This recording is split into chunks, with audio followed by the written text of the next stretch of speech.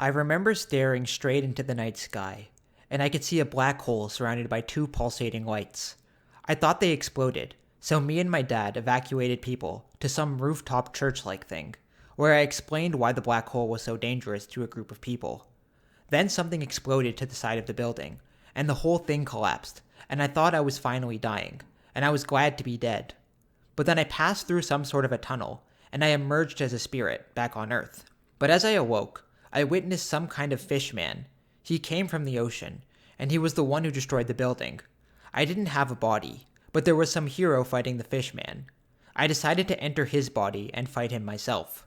So this was a dream that I picked up from my dream journal, which I wrote about 6 months ago, which easily lends itself to analysis, a lot of like archetypal themes in there. So if you want to take a crack at analyzing it, you can go right ahead and do that. But before I begin discussing dream analysis, which is the theme of this video, I just want to quickly mention my Patreon page, through which you can access our Discord channel and watch an exclusive video that I made, as well as just connect with the community. It's only $5 a month, so it's really cheap. So if you're interested, please click here or here somewhere. I'll also leave a link in the description and in the comments. But I thought I could use this dream to kind of establish some of the ways in which Jung himself would have approached dream analysis. The first kind of underlying assumption of dream analysis is the fact that dreams are spontaneous products of the unconscious.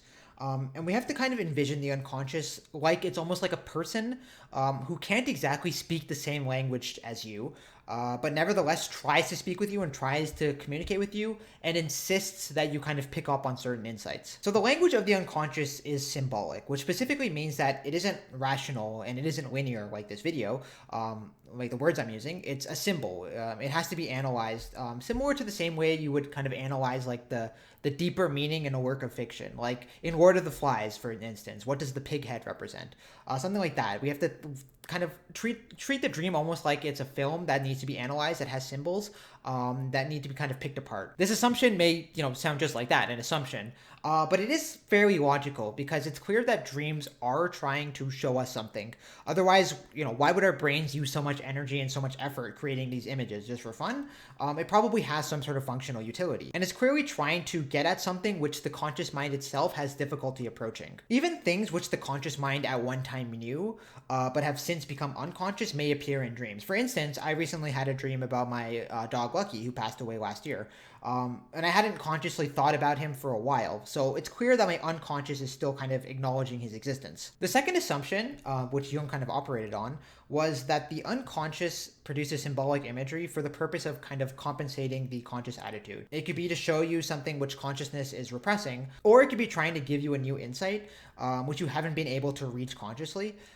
And this includes attempting to forecast some possible future event. So the first kind of example of what dreams may be attempting to do would be like a dream where, for instance, I had a dream recently where I saw all of my friends from high school who I haven't seen in a while. And this can be kind of viewed as a kind of compensation for the current life that I'm living. I haven't seen my friends in a while, so my dreams produced a scenario where I was seeing my friends. And so in that sense, it's a kind of compensation. It's compensating for something which in my present life I lack.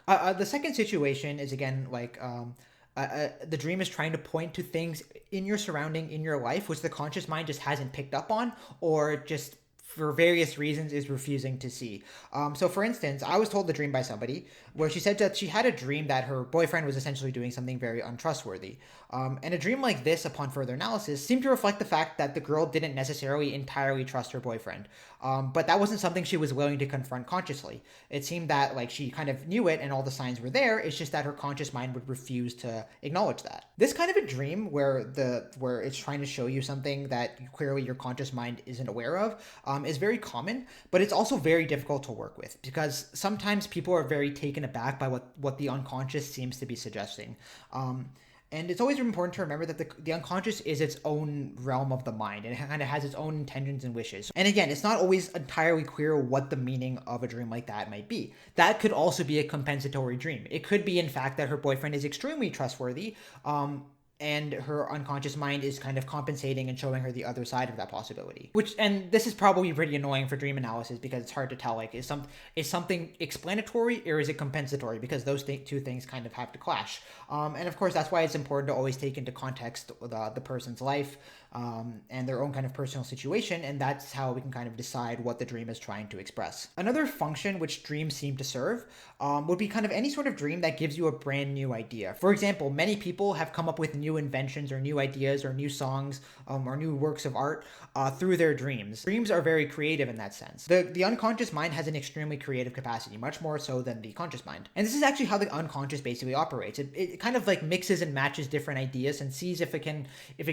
blend them around and produce a new insight out of them. And that's how the unconscious is able to generate brand new ideas. In fact, it seems that truly new insights and new ideas arrive out of the unconscious mind and out of these kind of unconscious associations. And so the dream itself may be trying to give you a new insight or a perspective which you haven't considered. So as you can see, there are many types of dreams, and dreams seem to serve various functions, which is why, again, dream analysis is not a straightforward manner. It's actually very difficult, and it's something that you have to get good at. And this is why it's really important to turn the dream over multiple times and kind of approach it from different angles.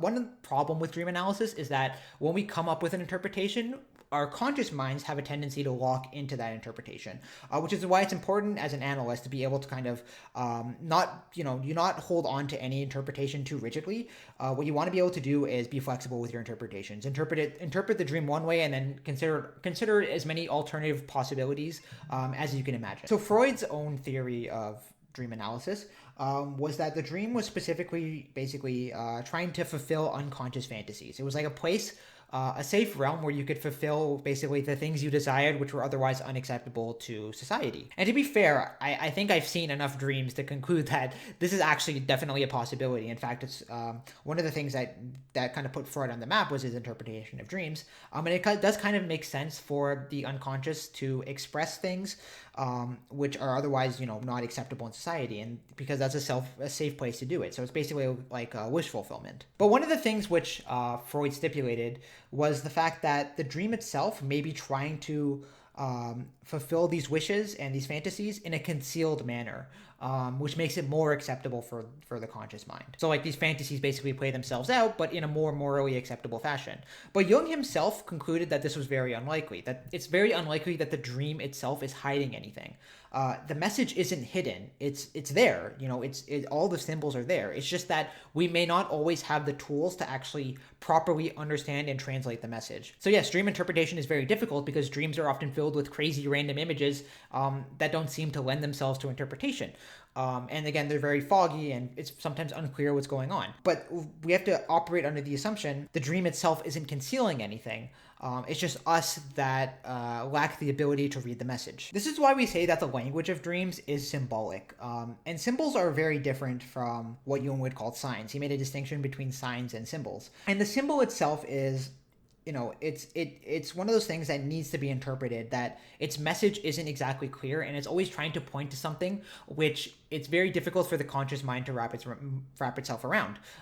It's not easy to put into words. Of course, we have to put it into words in order to analyze it, but it's trying to show something that's difficult to put into words. And there are a lot of things like this. And for example, a work of art, a movie, can express a whole range of ideas much better than merely just saying those ideas. A film can easily capture the tragedy of war better than me just describing the tragedy of war. And so it's kind of like that. It's expressing ideas which are better captured through images and through symbols rather than merely words. And one of the things we could say about these symbols is that they seem to reach us through the realm of the emotion, which is interesting because this seems to suggest that we don't actually have to analyze the dream in order for it to work its effects upon us. People can experience very cathartic, very spiritual dreams that affect their moods in a positive way, sometimes in a negative way, especially if we experience a nightmare. But nevertheless, they still seem to affect us even if we don't necessarily analyze them. For example, dreams are actually a place where unprocessed emotions seem to be processed. For example, I often have dreams about my old house in the neighborhood I used to live in.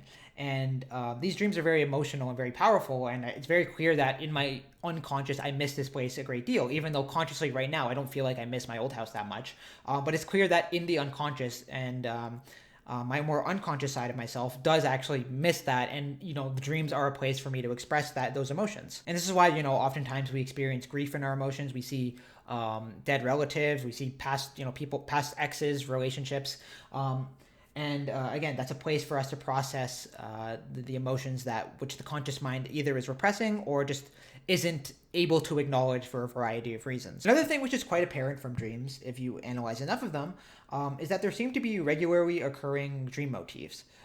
So different people tend to experience the same kind of patterns in their dreams.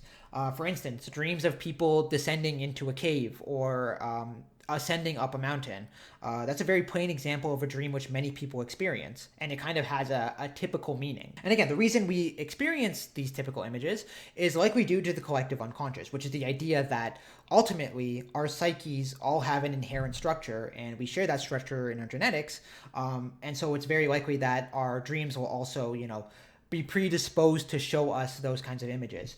Another important thing to realize about dreams and about archetypes is that essentially the dream always takes things which the external mind has observed, mountains, caves, and uses them as metaphors to express deeper images. So for example, the idea of the unconscious itself is not easily expressible unless there's like a symbol for it, for example, like a cave. And that's how the unconscious kind of expresses these images. It uses what it's seen in the external world as metaphors to convey a deeper meaning. But this is also why dreams can be so mystical and jarring, because it's almost like a more primitive way of thinking.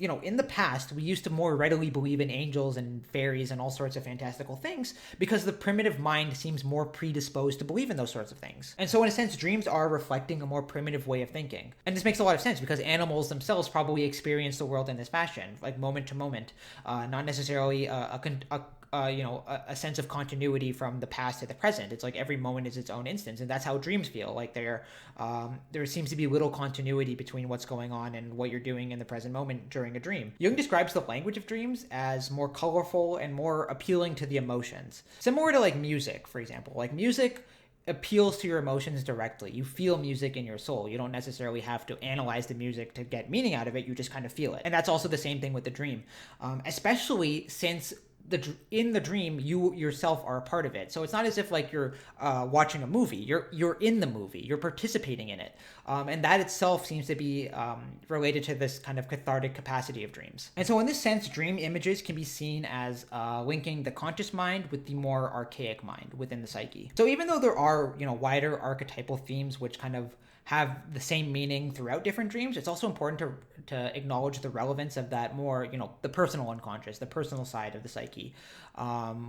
Things which have a particular relevance to the individual. Something like a horse, for example, has a kind of general meaning for everybody, but if you're a person who's grew up with horses, it's obviously going to have a different meaning for you because that image in your mind is going to be a reflection of your own kind of personal life circumstances. But, one of the advantages we have when analyzing dreams is the fact that so many of these more archetypal patterns of human existence have already been largely developed in myths and religions. In fact, religions themselves seem to be systems wherein these typically recurring symbols from the unconscious have been analyzed and integrated into a system, which is why religious symbols can be so gripping. They feel familiar because they pertain to the unconscious parts of the psyche, basically to every individual. And so this is why studying mythology and, the interpretations of mythology can often give you insights into your own psyche. That's why like a lot of videos on my channel are just like discussions of Avatar, for instance, or like different myths and different stories because they tend to pertain to everybody more or less. We should also discuss the role of the analyst in dream analysis. And it's generally advised that the analyst doesn't bias the trajectory of the analysis by injecting, his own personal psychology into the analysis, as well as not being so solid with his interpretation. It should be generally understood between the patient and the analyst that any analysis is kind of like preliminary. So if any interpretation is just kind of like a first step, and it's always possible that better and further interpretations can be made, which will actually kind of approach what the dream means closer. Jung goes into a lot more detail about this in this book, specifically the second essay, which is Symbols and the Interpretation of Dreams. He has a lot of essays that are like specifically about dream analysis. I think there's one in Modern Man and Modern Man in Search of a Soul. Yeah, but this video was pretty much gone far enough in terms of explaining the theory behind dream analysis. Again, not easy, but you should kind of have this background of understanding of what the unconscious is attempting to do. So if you're taking a crack at interpreting my dream, please write in the comments how you interpret it.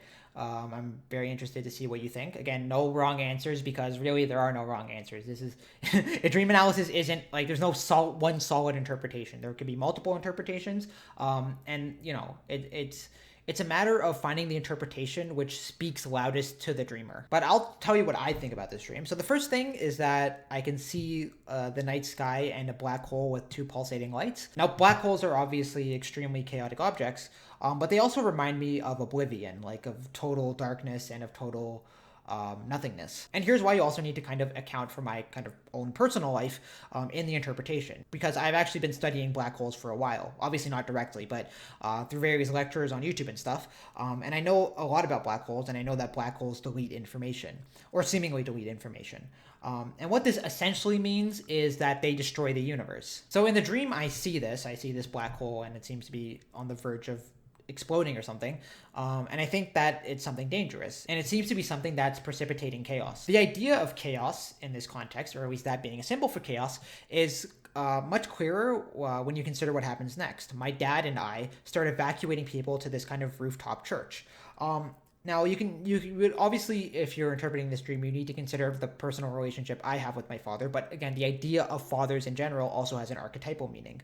And fathers in general are, quintessential symbols of order. That is like the archetypal role of the father. It's to be a bastion of order, regularity, and stability. And this idea is even more reinforced by the fact that we are on a church, which seems to be on some kind of rooftop. This like high position of the church seems to indicate like a sense of the heavenly, of the metaphysical authority. The same kind of authority which the father imposes. It's not the authority of nature, it's the authority of resisting nature specifically. Another fact of my personal life which needs to be considered is the fact that I was raised Catholic. And so my mind is predisposed to kind of represent the church in a specific way. And also my basic moral tenets are essentially derived from what was taught to me through Catholicism. And so my retreat into this place seems to be my attempt to either restore order or to hold on to some semblance of order during a cataclysmic event. Now, order and chaos are like very general symbols and very general terms. What's more important is the form that they take. So order in my psyche is clearly associated with like religious authority,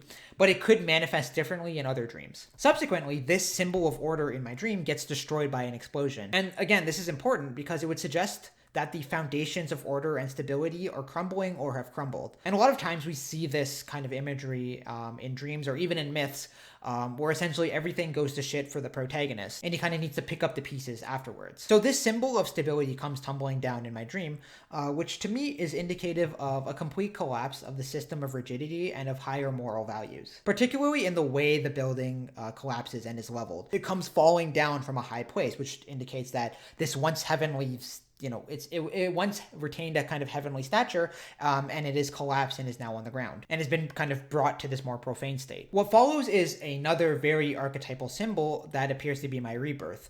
I appear to die in this collapse, but then I pass through some rebirth tunnel and I appear again. And I also recall like being okay with the fact that I was dead. So it seemed that like I had accepted this as my death, as my ego death, but it seemed like also I was being called back for another purpose. And so maybe the dream is trying to indicate a sense of purpose, a sense of selflessness. Like I shouldn't die just because I feel like dying, but rather I should live because there are important things that need to be done. There's a sense of duty and a sense of urgency there. So I pass through some sort of rebirth tunnel and I appear again, but as a disembodied spirit. It also seemed that my dad died in this collapse. And there are multiple ways to interpret what's going on here, as normal. Firstly, the death and rebirth is a basic psychological process that pretty much everybody undergoes. Anytime the personality changes, it's experienced like a death of the old personality and a rebirth of the new personality. And so death and rebirth are very, very archetypal symbols for this basic psychological process of personality transformation. And the rebirth itself in my dream could also signal the formation of a new moral structure or a new pillar of stability and order. So let's say, for instance, that like the dream is trying to indicate that I've had an existential crisis and that my religious faith is broken down. This would be a sort of psychic death. Where my psyche has nothing to cling on to and there's no sense of stability. And then the rebirth could be a signal of the kind of regeneration of my stability and the rebirth of my personality. Perhaps a new personality has kind of emerged from that collapse. And this may entail less kind of dependence on the church for my morality, and more dependence on myself and my own sort of values and beliefs. Another interesting and I guess common symbol would be the fact that my dad died, because this would seem to indicate, at least in my mind, a kind of like passing on of the torch. Like the idea of like these cyclical generations is very common in dreams and very common in mythology. But it would also indicate like me becoming less dependent on his authority and his kind of guidance, and becoming more of an individual who's less dependent on other people, and kind of assuming the role that he was playing in my dream. Because, you know, you are essentially a follower of your parents' morality and the cultural kind of things that they impose upon you, but at a point you have to become your own individual, and I guess the dream seems to be showing that. But then we come to what I regard as the most interesting symbol in the dream, and the coolest symbol, because I'm interested in that kind of thing, and it's when this fish man appears to come out of the ocean. This is also an archetypal idea, although not necessarily always expressed as a fish man, but definitely something unknown and hideous emerging from the ocean. The ocean in general is like a symbol of the unconscious, but more generally, it's a symbol of the unknown, what lies kind of beyond our awareness. And again, it's archetypal, so you get many symbols like this. For instance, Cthulhu, this kind of unknown godlike creature that emerges from the ocean, or even Godzilla, or even like those kaiju from Pacific Rim, or like Tales of the Kraken, or like Poseidon and the sea monsters that he sends forth. Like any symbol, there are multiple ways to interpret this. And the fact, and again, this is one of the things about symbols, the fact that it allows so many interpretations may be the point. It's trying to express something that has a multitude of different kind of associations. It's not just like a one-for-one mapping of the symbol and the meaning. It's like this symbol has multiple meanings, and that's why the dream expresses the symbol. It's because it's so multiplicitous. So again, there are multiple ways to interpret this.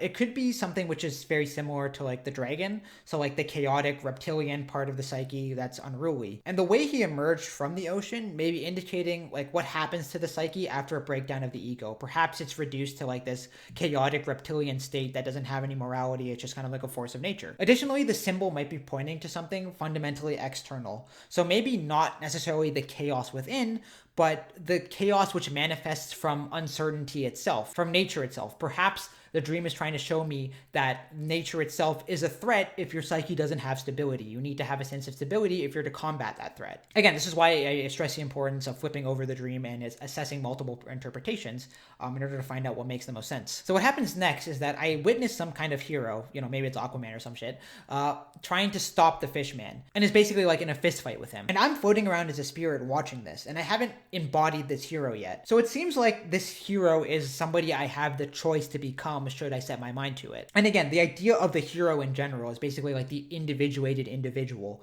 a person who is his own person, not sort of beholden to other forces. And also the fact that I'm first a spirit and then I join with his body in order to fight this fish guy. It seems that the dream is suggesting that, I can't just use my mind in this process. It seems that I need to also be able to use my body. I need the mind and the body need to be in unity, and the mind needs to command the body, not necessarily just thinking. They seem to need to have a kind of cooperation in order for it to work and in order to resist this fishman. So what can we take away from this? Well, the dream might be trying to describe my own personal situation. Perhaps my own structural foundations of morality have been broken apart, and I'm experiencing a rebirth, or I'm going to experience a rebirth. It could also be prescriptive. Maybe it's trying to tell me specifically that I shouldn't just use my mind, but also my body. And maybe it's trying to warn me of this fishman, whatever he represents. It could be my own chaos within my psyche, or the potential for chaos to manifest in the external world. And maybe it's trying to show that in order for me to grow my spirituality, I kind of need to wrestle with that that chaotic side. So as you can see, dream analysis is not a straightforward matter at all. And the approach that you should take towards dream analysis is the same approach you would for like analyzing a piece of literature or a movie. All interpretations may be technically valid, but some are more valid than others. And the fact that there are multiple interpretations may itself be the point. But yeah, I really recommend starting a dream journal if you're interested in analyzing your dreams. And how this works is basically in the morning, first thing in the morning when you can remember, just write down whatever dream you had.